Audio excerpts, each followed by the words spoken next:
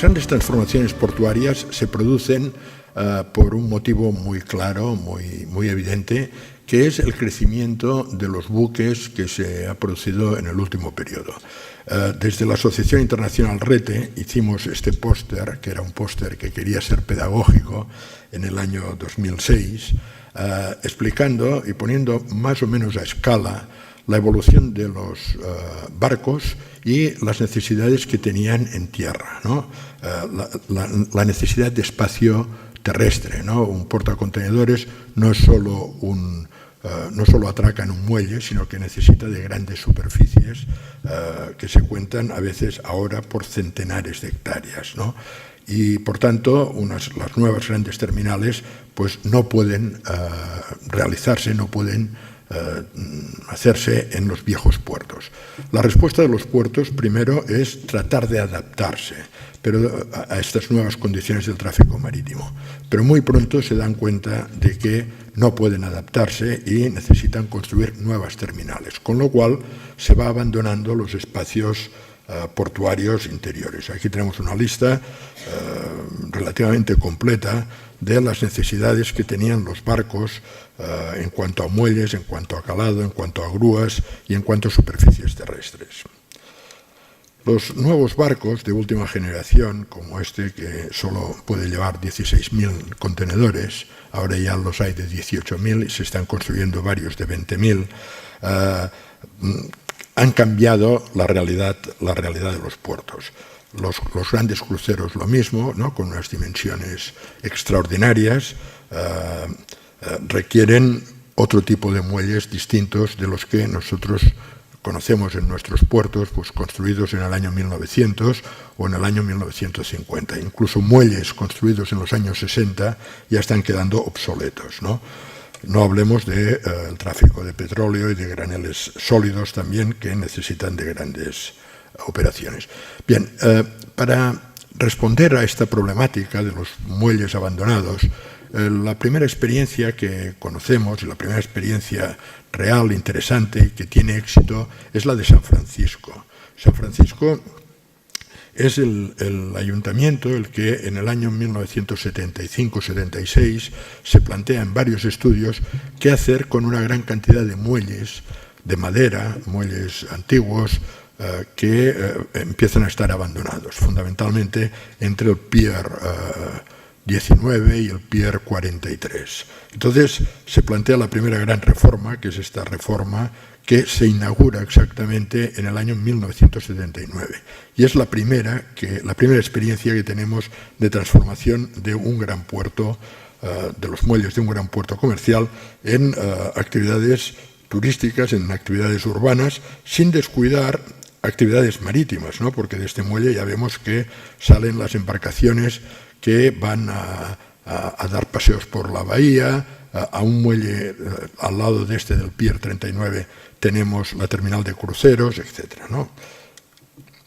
No solo esto, sino que se plantean también en San Francisco cómo conectar mejor el puerto con la ciudad, cómo relacionar mejor el puerto con la ciudad.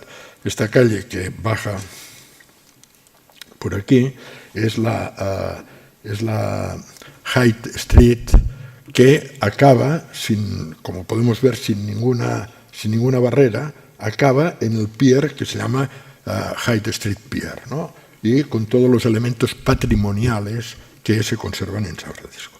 Y no solo en el muelle, sino al lado del muelle, pues esta gran fábrica de conservas que es de Cannery, pues es rehabilitada, y esta fábrica de conservas ocupa más de 10.000 metros cuadrados del espacio portuario. Y encontramos, por tanto, una combinación de preservación del patrimonio portuario, del patrimonio arquitectónico, con la construcción de nuevos edificios, etcétera, que respondan a las necesidades actuales. Casi simultáneamente a San Francisco, Baltimore se plantea algo muy parecido. Baltimore lo inaugura en el año 81, el llamado Inner Harbor, y aquí también vemos pues, lo que veremos en todos los puertos, ¿no? La antigua central termoeléctrica restaurada, el antiguo edificio de bomberos también es ahora un museo de la obra pública, La central termoeléctrica pues es una librería, restaurantes, etc. Y al lado pues se construyen nuevos grandes edificios. Este es el famoso acuario, el National Aquarium de Baltimore, el delfinario, hoteles, pistas multiuso, marinas deportivas, etc. Este proyecto supone para Baltimore cambiar la tendencia económica. Baltimore era la ciudad que tenía más crisis de Estados Unidos, una ciudad industrial sin prácticamente servicios, y gracias a este gran proyecto de rehabilitación de todo el puerto viejo de Baltimore, de todo el interior del puerto, pues Baltimore cambia y en los años 90 empieza de nuevo a crecer, empieza a haber unos efectos positivos en todos los barrios cercanos, especialmente en el barrio de St. Charles, y lo que era una operación típicamente portuaria se convierte en una operación de regeneración urbana de primer orden. No hace falta que aquí en Bilbao tenga demasiadas explicaciones sobre esta gran relación entre la regeneración de un puerto y la regeneración de una ciudad, porque Bilbao es también un modelo a tener presente. Inmediatamente después también vamos a Nueva York, donde encontramos pues, todos los viejos muelles abandonados. Estos son los de Brooklyn, muelles industriales muy interesantes que todavía en los años 60 pues, estaban llenos de barcos y de actividad, y que el abandono pues, produce estos desastres, sobre todo en muelles que están sobre pilotes de madera y hormigón, ¿no? Y entonces también en Nueva York se plantea una regeneración que empieza con el Pier 17, que ahora está en remodelación en el frente del East River, y que continúa por todo Manhattan y Brooklyn y Queens. En Nueva York encontramos también elementos patrimoniales como estas grúas o pórticos de descarga para los trenes, es decir, esto es en Long Island, donde llegaban los trenes y gracias a estos mecanismos pues desembarcaban muy bien y tal, y continuaban por Long Island. Al lado, pues, grandes promociones de tipo urbanístico, inmobiliario, que transforman la fachada de Nueva York. Pero no solo los grandes proyectos, ¿no? Nueva York, en una visión muy, muy inteligente, distinta de la de Boston, pues convierte en completamente permeable una gran autopista que recorre todo South Street, ¿no? Y logra, debajo de esta autopista, pues crear unos espacios verdaderamente agradables, interesantes y que atraen a mucha gente. Aquí vemos el Pier 17, este es el Pier 15, con nuevos edificios públicos abiertos con terrazas, y que tienen un éxito extraordinario de asistencia de público y que cambian toda la fachada marítima de la ciudad. También Nueva York se toma muy en serio los temas de transporte y organiza el transporte acuático. Ahora ya hay muchas compañías que están operando, ya te puedes mover por todo Manhattan o por toda la parte centro y sur de Manhattan en transporte colectivo por mar, en el East River Ferry, o en Waterways, que es la compañía que enlaza Nueva York con New Jersey. O el Water Taxi, que también funciona ahora por todo Nueva York y que, como en otras ciudades, como en Sydney, como en Londres, pues la vía de agua se demuestra como una vía eficaz, económica, menos contaminante, etcétera, ¿no? Dos personas pues llevan ferries en los que caben 160, 180 personas, es decir, casi la capacidad de un metro, ¿no? Tienen. Por otra parte, Nueva York descubre estas vías de agua cuando, con los atentados sobre las Torres Gemelas, la única escapatoria que hay de Nueva York es a través del agua. Y la única forma que encuentra Nueva York de sacar todos los restos de las torres es a través del espacio de agua. No hay puentes, no hay túneles capaces de mover toda esta cantidad de... Por ello, Nueva York organiza un gran fórum y un debate y plantean un proyecto a largo plazo, un proyecto que hace 5 o 6 años que está funcionando, que le llaman la Visión 2020. Pensad que Nueva York es la ciudad que probablemente, no conozco otra, que tiene mayor longitud de costa. En Nueva York la costa de Nueva York, de la ciudad de Nueva York, son 830 kilómetros. Pensad que Staten Island es una isla, Manhattan es una isla, Brooklyn es una península al final de una isla, esto es Long Island, Queens está a continuación de Brooklyn y el Bronx es también una península y tal. Son 800 kilómetros de costa donde hay residencia, donde hay industrias, donde hay una gran cantidad de actividad, ¿no? Y, por tanto, se plantea como un elemento a transformar en un programa pues, que es de casi 20 años, ¿no?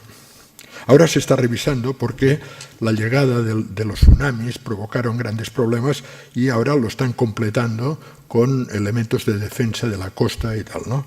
Por lo que fue el Sandy en el año 2004, creo. No, perdón, 2004 no. Debe ser el Sandy, fue en el 2011 o el 2012. Bien. En Estados Unidos, por tanto, tenemos estas experiencias importantes. De todas formas, para las más significativas serían San Francisco, sería Baltimore, sería Nueva York y sería Boston. Y en Canadá, sobre todo las de Montreal y Vancouver. Estas son las grandes experiencias sobre las que podemos estudiar y podemos aprender muchas cosas. Por ejemplo, la primera, no todos son objetivos arquitectónicos o objetivos de preservar el patrimonio o de realizar una transformación urbana. Hay también siempre unos objetivos económicos, ¿no? Una combinación de objetivos económicos y objetivos de carácter arquitectónico urbanístico, ¿no? Si estas grandes operaciones donde se invierten miles de millones de dólares no son rentables o como mínimo no equilibran los ingresos con los gastos, es muy difícil que una ciudad, incluso una ciudad tan rica como Nueva York o Boston o San Francisco, pueda realizarlos. Por tanto, este objetivo económico hay que tenerlo también siempre presente. Nosotros, desde las asociaciones internacionales que antes se han apuntado, y especialmente desde RETE, aconsejamos que a los estudiantes, a la gente, a los arquitectos, a los economistas que empiezan a interesarse por estos temas, que el estudio de las experiencias del pasado es una cuestión necesaria, ¿no? Porque del análisis no tenemos que copiar nada, pero de los análisis vamos a ver qué elementos han funcionado, qué elementos no han funcionado, qué puntos críticos tienen estas transformaciones y tal.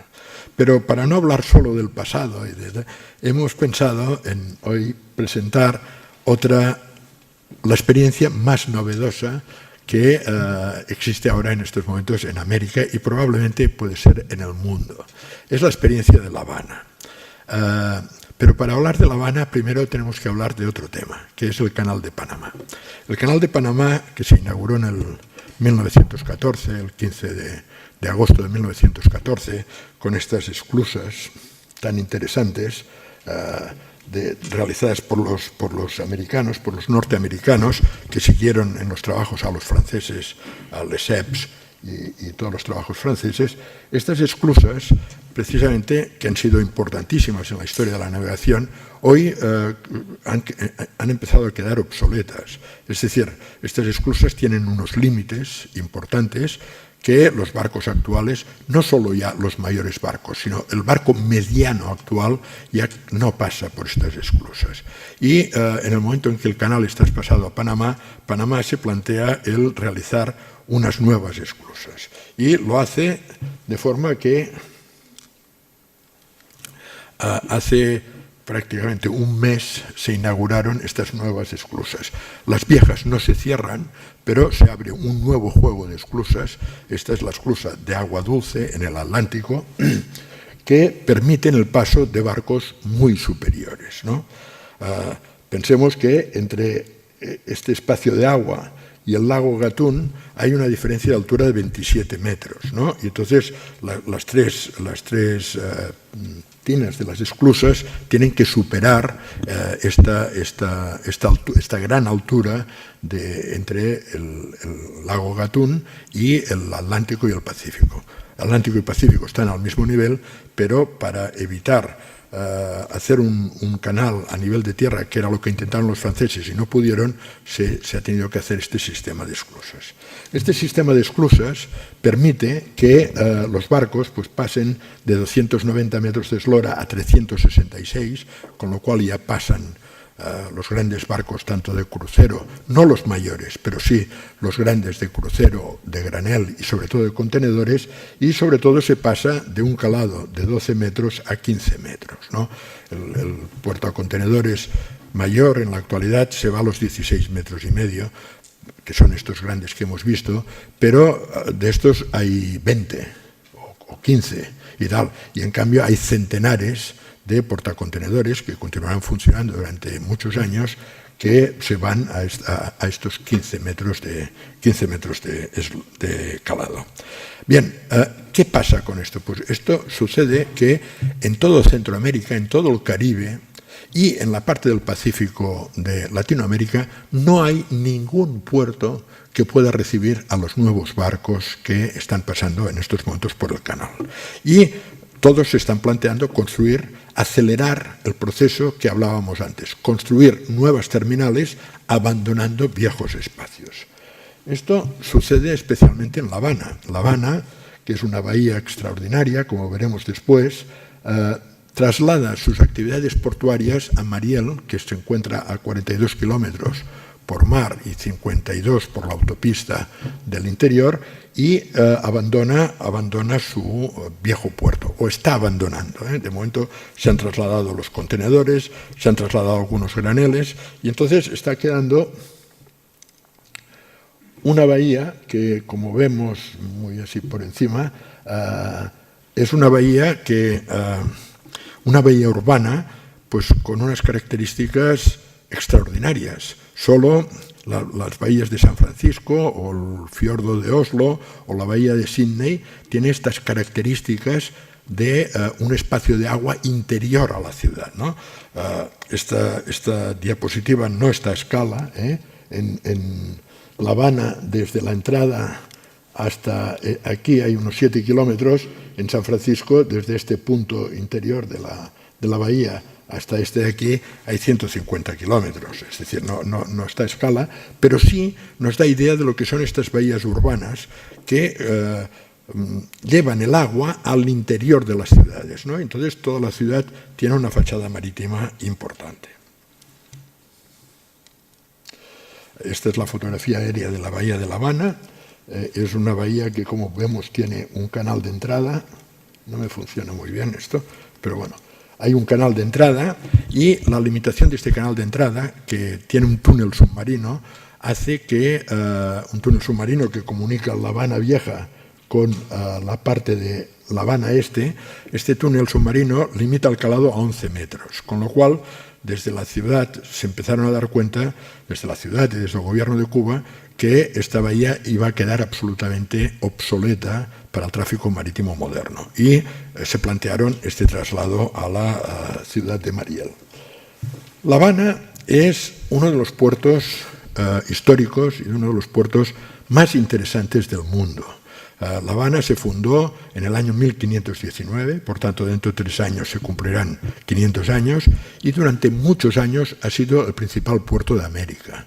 Primero fue la base para la conquista y la exploración del continente o de la parte del Golfo de México y del Caribe. Después, a partir de 1560, fue la base de las flotas españolas cargadas de oro y plata cuando volvían a España, ¿no? Las dos flotas que iban a América se reunían después en La Habana para defenderse mejor y volver a España. Con lo cual, el puerto de La Habana fue tomando una gran importancia de carácter portuario, con todos los servicios portuarios. Esto se terminó a finales del siglo XVIII con los decretos de libre comercio de Carlos III, con lo cual La Habana perdió estas funciones, pero inmediatamente ganó unas funciones de carácter industrial y exportador con los productos coloniales. Durante el siglo XIX y buena parte del XX era el gran puerto de exportación, pues, de azúcar, de cacao, llegó a tener mucho café, de tabaco, de ron, de estos productos también actualmente de níquel. Es decir, ha sido un puerto que desde el siglo XVI hasta la actualidad ha tenido mucha actividad. A partir de 1960 se hacen muy pocas inversiones, pero el puerto continúa activo, ¿no? Por tanto, es un puerto que tiene un patrimonio histórico extraordinario, probablemente el más importante de América Latina, probablemente el más importante de toda América, porque tiene muchos elementos del siglo XVIII que actualmente pues, no los encontramos en ningún puerto norteamericano ni canadiense y tampoco en Sudamérica, ¿no? Quizá en Cartagena de Indias, el único que podemos encontrar elementos históricos, pero en menor cantidad que en La Habana. Estas son las muchas imágenes que tenemos históricas de la gran actividad del puerto. Cuando se plantea este tema, 4 oficinas importantes de planificación, todas públicas, todas ligadas al gobierno, se plantean la planificación de los elementos de transformación de este puerto. La principal de ellas es la oficina del historiador de la ciudad, que es una oficina de urbanismo dirigida por un gran intelectual cubano, que es Eusebio Leal Spengler, que tiene encomendada la gestión de lo que es el espacio patrimonio de la humanidad, que es decretado por UNESCO en 1989, me parece, que es toda La Habana Vieja y las grandes fortificaciones. Entonces, desde la oficina del historiador se empieza a trabajar ahora, en estos momentos, en el inventario y en el estudio de este extraordinario patrimonio que supone esta bahía interior en la ciudad. También el gobierno ha creado un organismo, se llama Proyecto Integral de Desarrollo Bahía Habana, que trata de estudiar el futuro de la transformación. Y por último tenemos 2 elementos que son menos importantes, pero que hace años que funcionan y funcionan relativamente bien. Uno es el Instituto de Planificación Física y otro el Grupo Estatal de Trabajo Bahía de La Habana, que se dedica solo a temas medioambientales. Entonces, se ha estudiado, se ha empezado a delimitar en temas, vamos a llamar, de máxima planificación.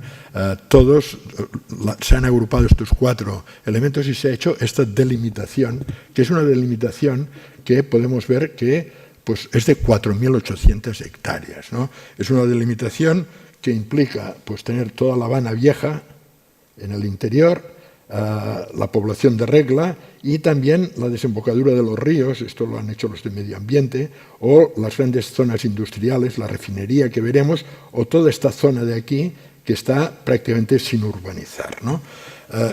4.800 hectáreas es la mayor, cuando se ponga en práctica, será la mayor transformación urbano-portuaria que se habrá planteado en la historia. Pensemos que Londres, los Docklands de Londres, son 2.100 hectáreas.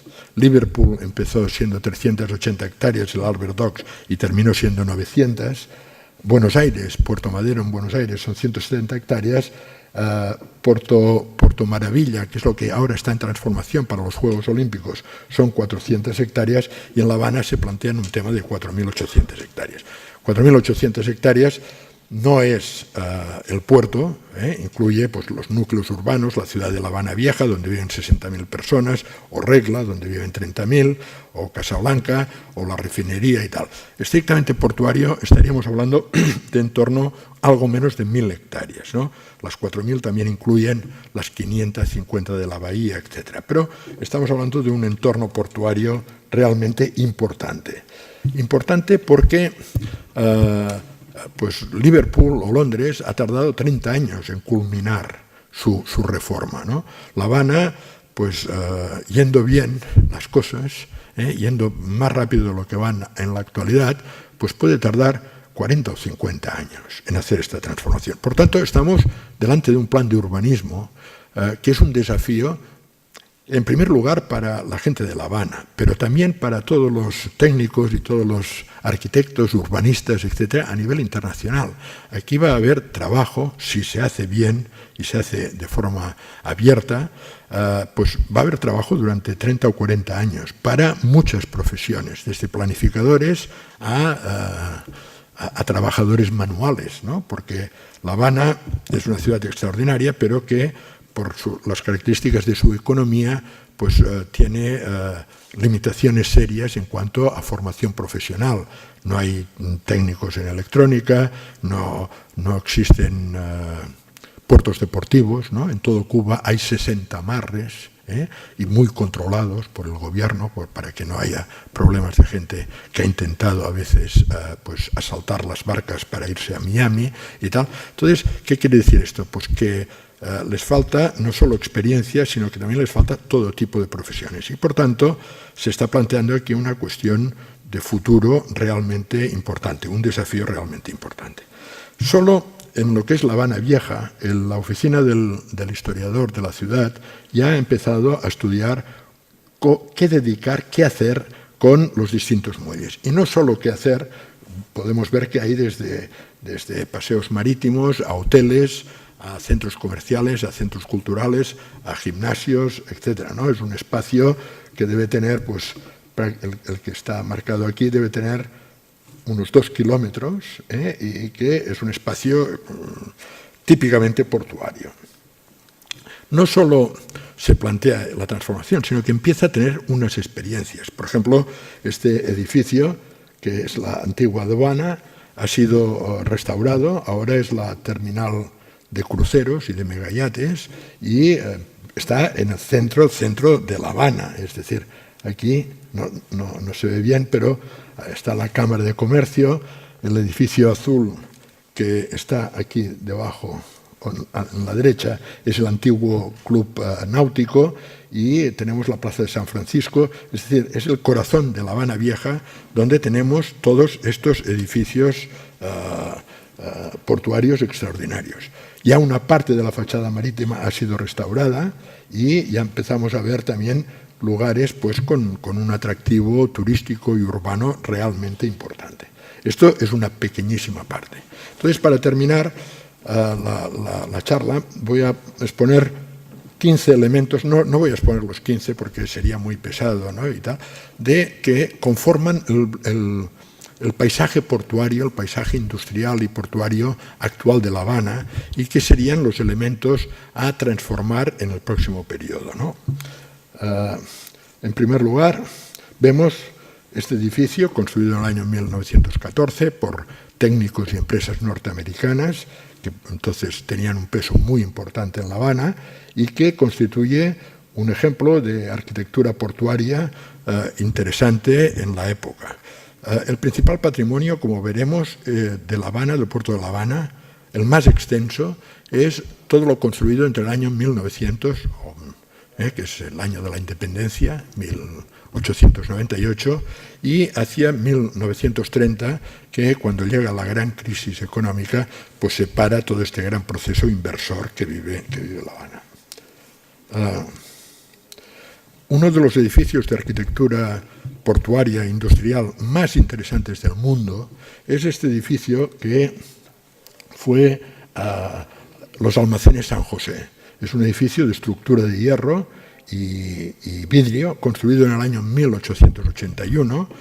Se tuvieron que importar muchos miles de toneladas de hierro desde Bélgica, y es un edificio realmente interesante, reconstruido actualmente.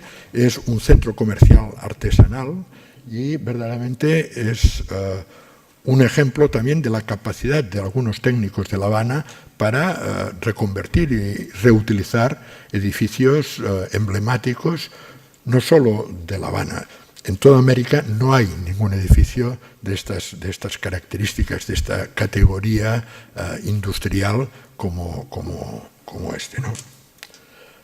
Tenemos también los primeros edificios que se hicieron en hormigón, en La Habana a principios del siglo XX, que este edificio pues, se quiere reconvertir en un hotel.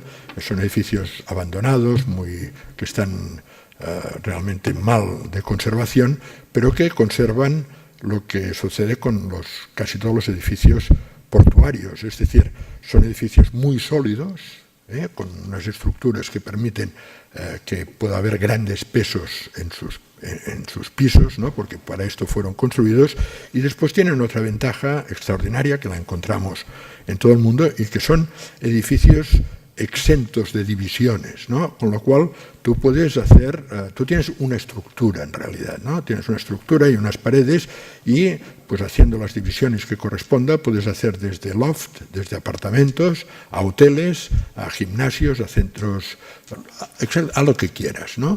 Es decir, son estructuras que permiten reconvertirse, y además son estructuras pues realmente interesantes, ¿no? Que conforman un paisaje muy industrial, pero a la vez atractivo, ¿no? O bien esta central termoeléctrica, también del año 1915, se inaugura, que es la central de Tallapiedra, que está catalogada como monumento, que está abandonada en la actualidad, pero que realmente, si se puede ver por dentro, es un edificio realmente extraordinario. Arriba son fotografías de cuando se inauguró la sala de turbinas, el edificio, etc. Y delante de él encontramos lo que llaman los elevados, que es esta estructura de hierro que utiliza todavía el ferrocarril que va a Santiago de Cuba, y que es realmente interesante. Está catalogado como un elemento de patrimonio industrial importante, porque además permite, como podemos ver, lo mismo que hemos visto en Nueva York, permite una permeabilidad total, es decir, no es una barrera entre la ciudad y el puerto. Es un elemento elevado que a veces para algunos puede distorsionar un poco las relaciones puerto-ciudad, pero en realidad no lo hace, porque permite una total permeabilidad por debajo y permite cualquier tipo de uso a un lado y a otro de los elevados. Esta sería la parte que es todavía más utilizada, la parte más industrial, con una terminal de contenedores construida a finales de los 90, bastante moderna, ya abandonada totalmente. No hay ninguna utilización de esta terminal, porque la terminal de contenedores nueva ya está operando en Mariel.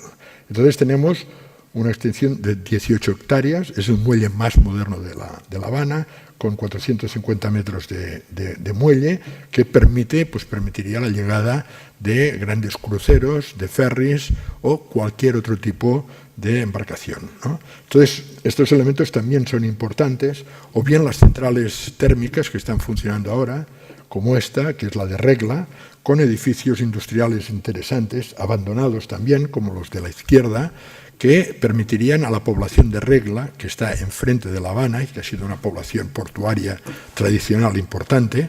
Los almacenes de Regla eran muy importantes en la época de exportación del azúcar, pues permitirían también una transformación de todo el frente marítimo de esta área del puerto, ¿no?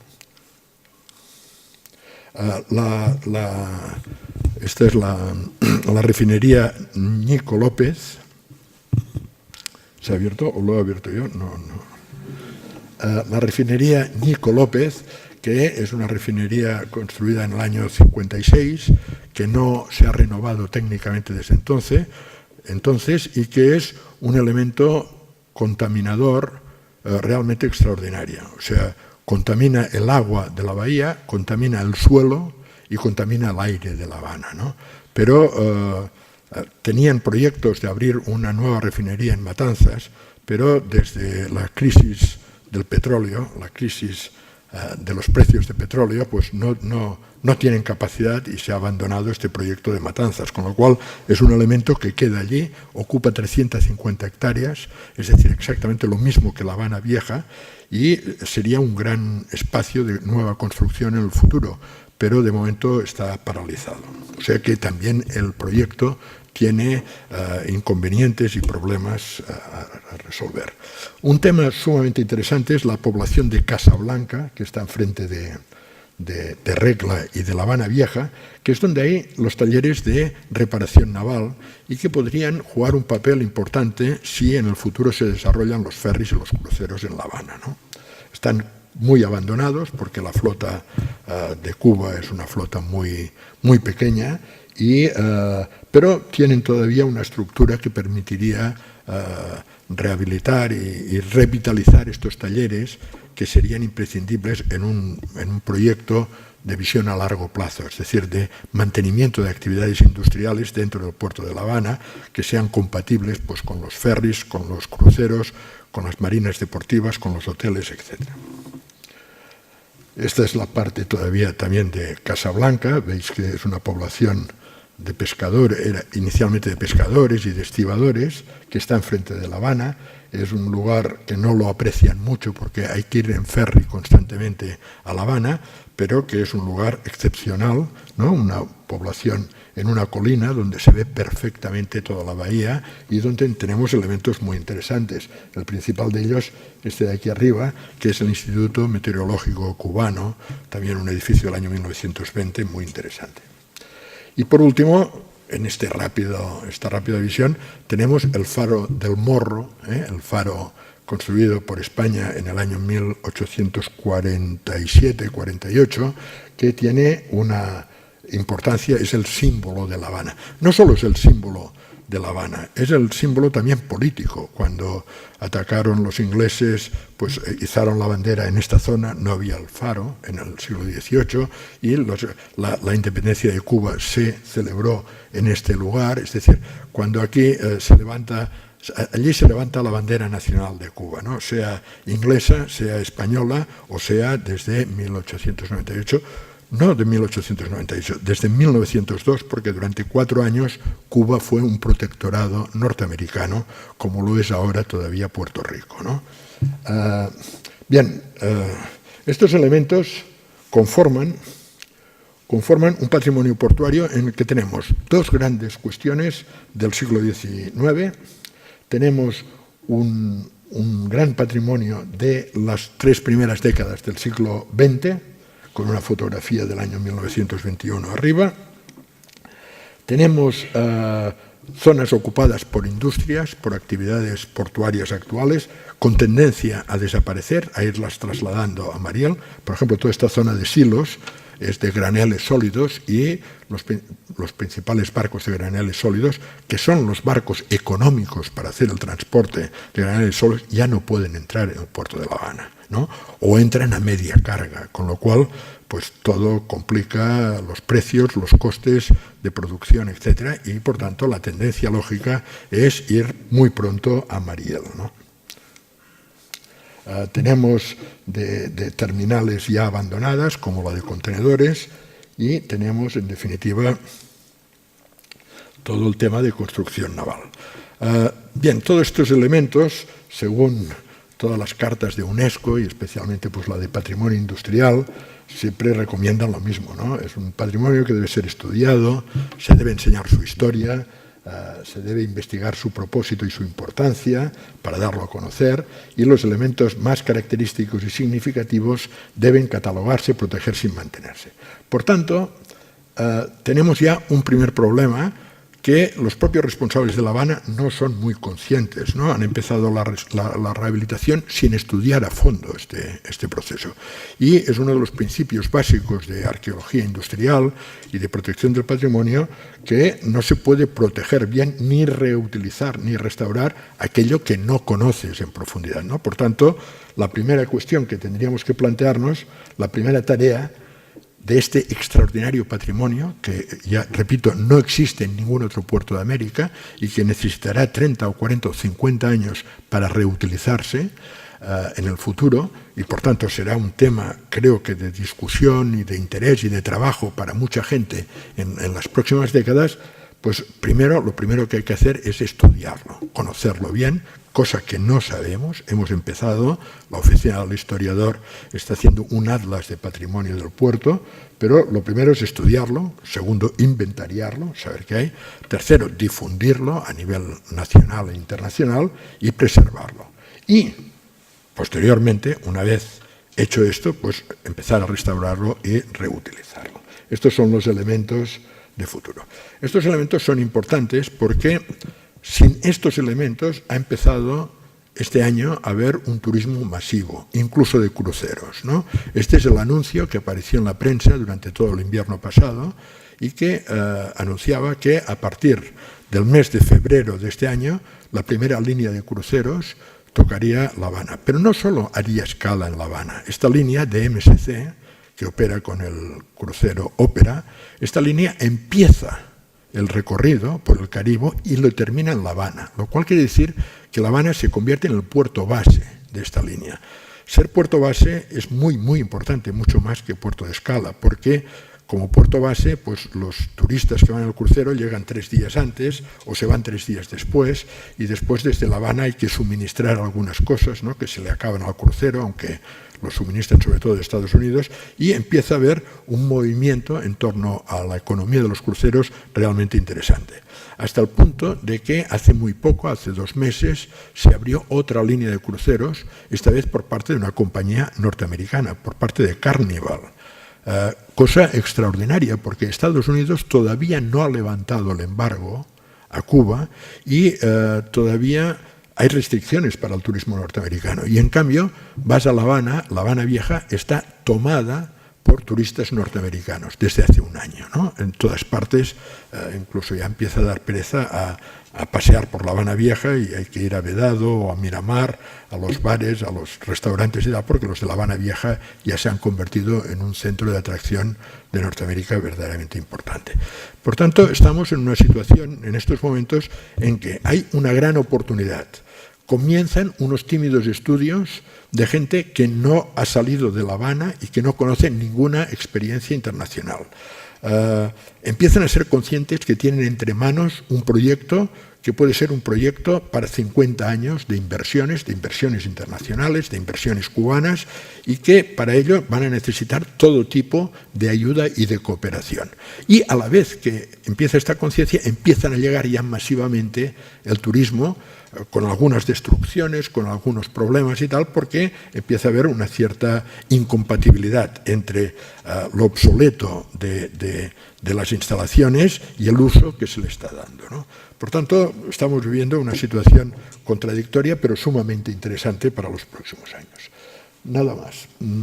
Si quieren saber más cuestiones sobre el puerto de La Habana, en la revista Portus, que codirigimos con Rinio Brutomeso, hemos publicado en el último número, que acaba de salir ahora, en el número 31, un largo artículo sobre todos estos elementos, o en academia.edu pueden encontrar artículos que he ido publicando sobre este tema y sobre la importancia que va a tener en los próximos años. Por tanto, gracias por su atención. He procurado explicar brevemente algunas experiencias, las pioneras, y la última de las experiencias que justo está ahora en gestación, ¿no? Está gestándose y que todos, estoy seguro, oiremos hablar de ella en los próximos 2 o 3 años. Espero que podamos hablar de ella en los próximos 2 o 3 años como un gran elemento de transformación de importancia internacional. Nada más, muchas gracias.